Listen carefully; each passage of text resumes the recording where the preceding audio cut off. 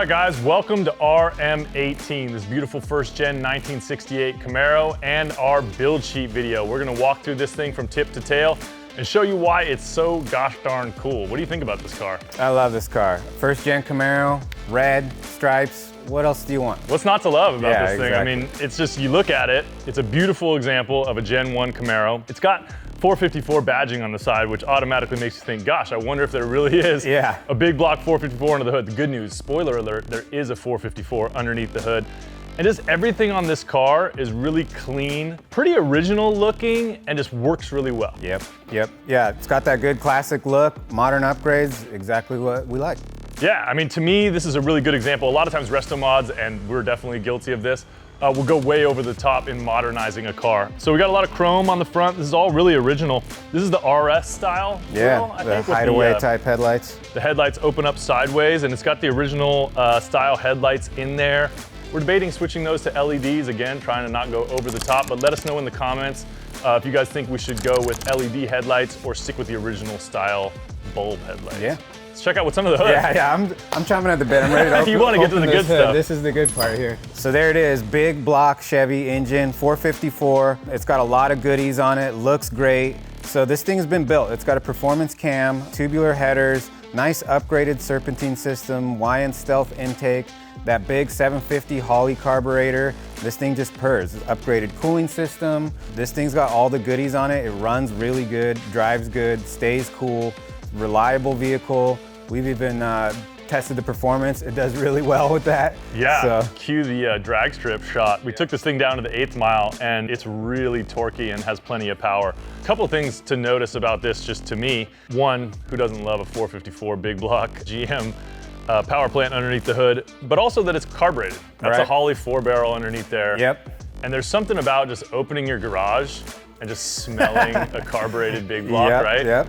Yeah, and this thing's really dialed in. The carburetor's been tuned and gone through, so it starts right up. It doesn't have some of the issues that go along with that. We do EFI a lot, but this car runs so good with this carburetor. Nice, simple combo. It loves it, so we're gonna run with it. A couple things I see in here, obviously that upgraded front accessory drive. It's got AC, got a big booster on the brakes, so power brakes, obviously power steering, and then just really clean. I like the way they did the plumbing in here, smooth the firewall, and everything's painted that same kind of candy apple red in here, and with the chrome, I think it looks really good and performs really well. Yeah, it all ties in together, just a lot of nice touches everywhere. MSD ignition, Optima battery, pretty much everything's been upgraded. Everywhere you look under the hood here, there's a cool little piece that's been upgraded on this car.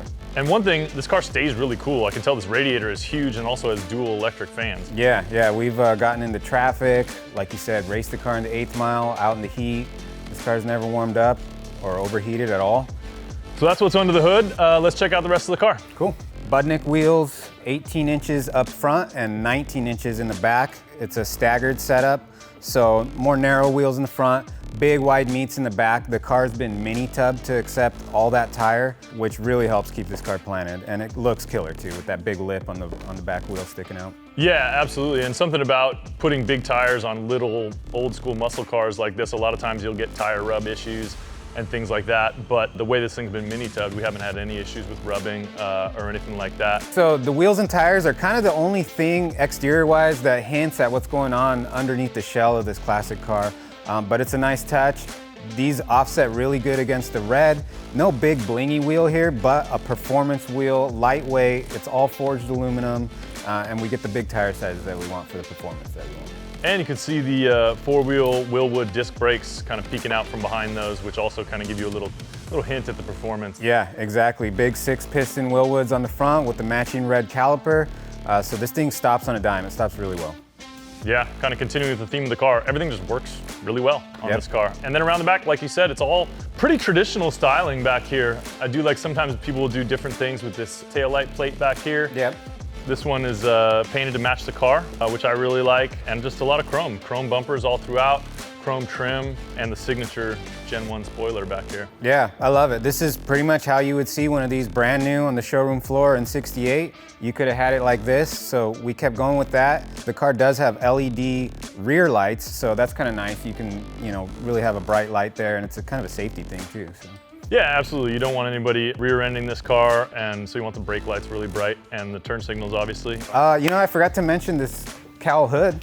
It's kind of the only exterior body modification. Got the 2-inch cowl, and that's kind of nice. You almost need that for clearance with the big block to clear the air filter and everything, but kind of a cool touch. It's pretty aggressive. Makes it look a little tougher, and then also probably is getting a bunch of air. So the interior of this car is also pretty original. There was a couple things that stood out to me. Obviously it's an automatic. We've done some automatics. We've done some manual shift cars. I love a good horseshoe shifter. Yeah, that original console with the horseshoe shifter, just iconic muscle car Chevy stuff, and it works in this car. It looks great. There's a few modern upgrades, but still got the classic look in the interior. Modern steering wheel to go along with, you know, the better handling, and these upgraded bucket seats from a Corvette to really hold you in place because this car handles so much better. You don't want to be sliding around in those original buckets. Yeah, the bolstering is really nice on those, and they're really comfortable seats. Another thing about the steering wheel and steering column that was kind of a unique that I hadn't seen before, not only does it have a tilt steering column, but it also has a telescoping steering column, which I hadn't seen too often before. Is that a factory option on those? Yeah, factory option, telescoping. You just turn the knob where the horn button is, and it slides towards you or away from you, and you can, you know, really get your seating position dialed in. Yeah, absolutely. And so we've got some upgraded gauges in here. What do we go with for gauges? These are autometers, a good classic gauge that you know, kind of fits the old school look, and really you can keep a closer eye on all your vital signs of the engine, what you want to keep an eye on, and it just looks good, man. Yeah, I think it matches the styling really, really well. It's got the classic center console, so you can tuck some things in there. It does have an upgraded stereo. I prefer to listen to the exhaust coming out of that 454, but for those of you that want to listen to music, there's an upgraded stereo, and it's got an amp in it. Yep, it sounds good. You can play CD, Bluetooth to it, get your tunes going, but like you said, this thing, the big block with a dual exhaust, it sounds really good. I love a big block sound.